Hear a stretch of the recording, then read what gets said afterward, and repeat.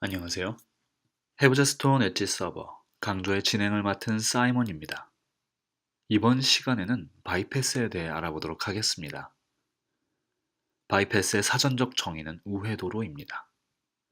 스톤의 바이패스는 클라이언트가 보낸 요청을 스톤이 처리하지 않고 원본 서버로 우회시킨다는 의미입니다. 지금까지 스톤이 원본 서버를 대신하여 요청을 처리하는 것에 대해 다루었는데 왜 이런 기능이 필요할까요? 간단한 샘플 페이지를 통해 설명을 드리도록 하겠습니다.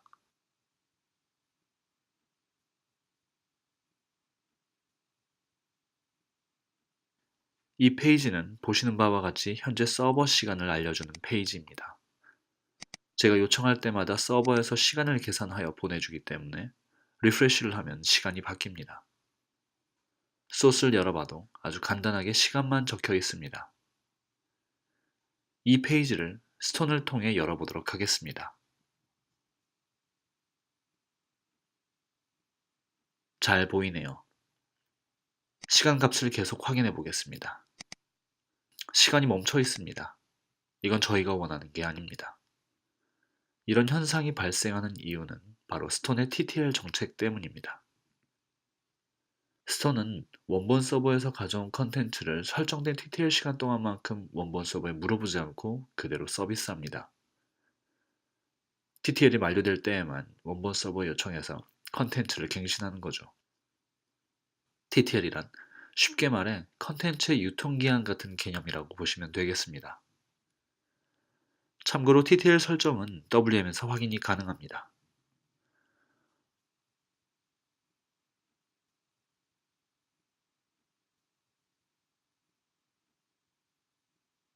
원본 서버에서 205K로 응답받은 컨텐츠는 1800초, 즉 30분 동안 캐싱하도록 설정되어 있습니다. 30분 동안 시계가 멈춰서 서비스된다면 곤란하겠죠? 이렇게 계속해서 변화가 필요한 컨텐츠에는 바이패스 기능이 필요합니다. 바이패스를 준비하기에 앞서 브라우저를 통해 시간 페이지가 어떤 URL로 이루어져 있는지 알아보겠습니다. 보시다시피 총 5개의 URL이 요청되는 것을 볼 수 있습니다.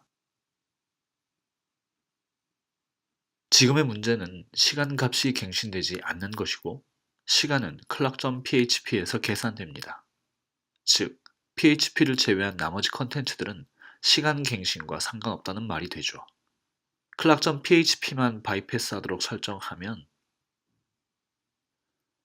스톤은 해당 요청을 통과시켜 원본 서버로 보내고 원본 서버 응답을 다시 클라이언트에게 보내줍니다.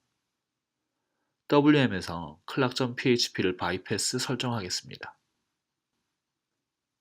반드시 URL 형식으로 하셔야 한다는 점 주의하시기 바랍니다.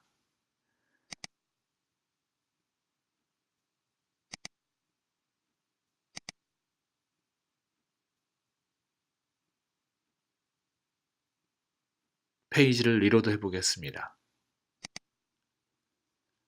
이제 시간 값이 바뀌는 것을 볼 수 있습니다. 좀 더 상세히 알아보기 위해 원본 서버 로그를 열어보도록 하겠습니다. 스톤은 원본 서버로 보낸 요청을 모두 오리진 로그에 기록합니다.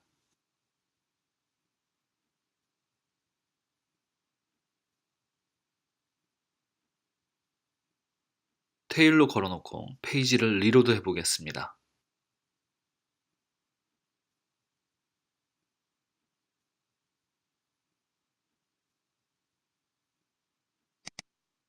요청할 때마다 원본 서버로 요청이 가는 것을 볼 수 있습니다. 로그에는 왜 원본 서버로 요청을 보내는지 이유가 기록되는데 바이패스의 경우 바이패스라고 명시됩니다. WM의 바이패스 목록에서 clock.php를 빼보겠습니다.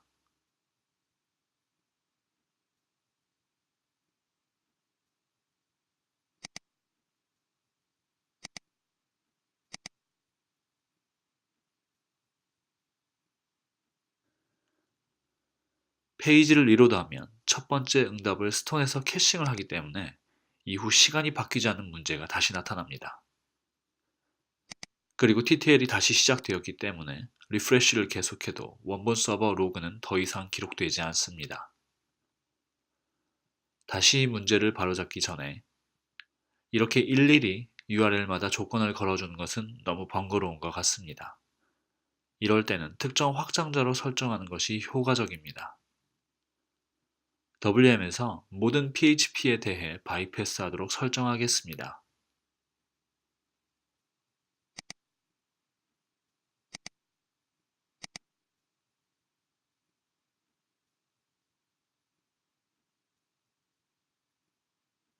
이제 페이지를 리로드해도 시간이 잘 바뀌네요. 바이패스 설정은 특정 URL, 패턴이나 디렉토리로도 가능합니다. 지금까지 알아본 바이패스 방식을 화이트리스트라고 부릅니다. 재미있는 건 같은 기능을 정반대인 블랙리스트 방식으로도 할 수 있다는 겁니다. WM의 설정을 다시 초기화하겠습니다.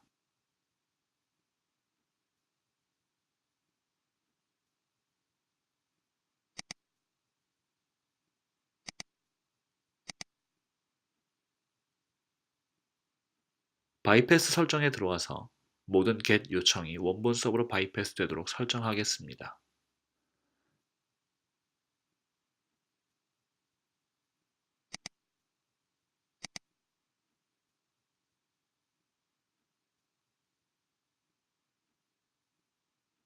페이지를 리프레시 해보면 모든 요청이 원본 서버로 가는 것을 볼 수 있습니다. 아까는 캐싱하지 않을 조건을 설정했다면 이번에는 캐싱할 조건을 설정해서 올바르게 동작하도록 만들겠습니다. 이미지, 자바스크립트, CSS는 자주 바뀌는 파일이 아닙니다. 저는 새 확장자를 캐싱하겠다고 설정하겠습니다. 그러면 조건에 해당하지 않는 요청은 모두 원본 서버로 바이패스 되겠죠?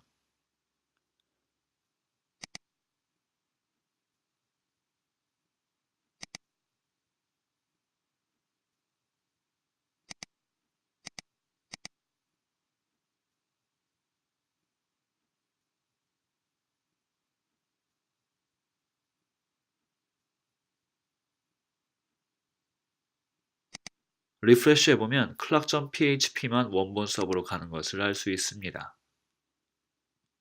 이처럼 바이패스는 매우 유연한 설정이 가능합니다. 오늘 다뤄본 예제의 경우 5개의 컨텐츠로 이루어진 페이지에서 원본 서버가 처리한 클락.php 외에는 스톤이 모두 처리했습니다. 이 경우 히트율은 80%라고 표현합니다. 다시 말해 전체 트래픽의 80%를 스톤이 대신 처리했다는 의미입니다. 통계적으로 웹페이지는 100여 개 이상의 파일로 구성되어 있지만 HTML 페이지는 단 하나입니다. 산술적으로 HTML 페이지만 바이패스하면 히트율은 99%가 됩니다. 캐싱의 입장에서는 가장 뿌듯한 순간이죠. URL 조건의 바이패스 외에도 IP, 헤더 등의 조건으로도 바이패스 설정이 가능합니다. 바이패스 설정을 브라우저에 따라 다르게 동작시켜 보도록 하겠습니다. 브라우저는 유저 에이전트 헤더를 이용해서 구분할 수 있습니다. 파이어폭스로 접속하면 모든 자원이 캐싱되도록 해보겠습니다. 바이패스 조건을 헤더로 설정하고 파이어폭스 문자열이 발견되면 캐싱하도록 설정합니다.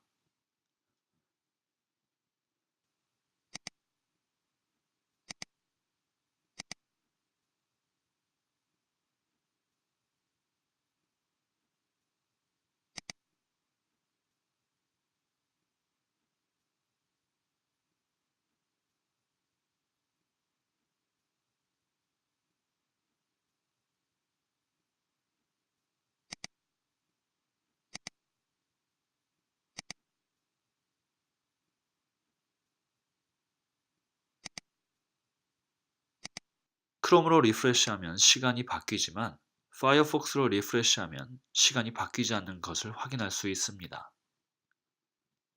이때는 결합 조건으로 정교하게 문제를 해결할 수 있습니다. 제가 원하는 것은 클락.php를 파이어폭스로 접속했을 때 바이패스 시켜서 시간을 제대로 서비스하는 것이기 때문에 두 조건을 모두 만족시키는 조건으로 설정해야 합니다.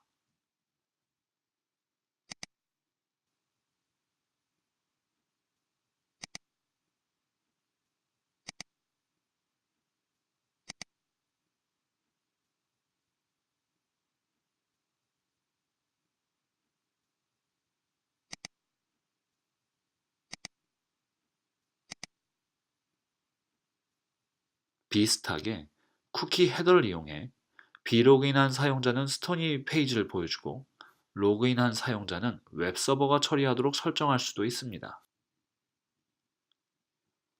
또는 특정 IP 대역의 접근에 대해서만 스톤이 처리하도록 할 수도 있죠. 다양한 사항에 대해 원하시는 대로의 연출이 가능합니다. 여기까지가 오늘의 강좌 바이패스였습니다.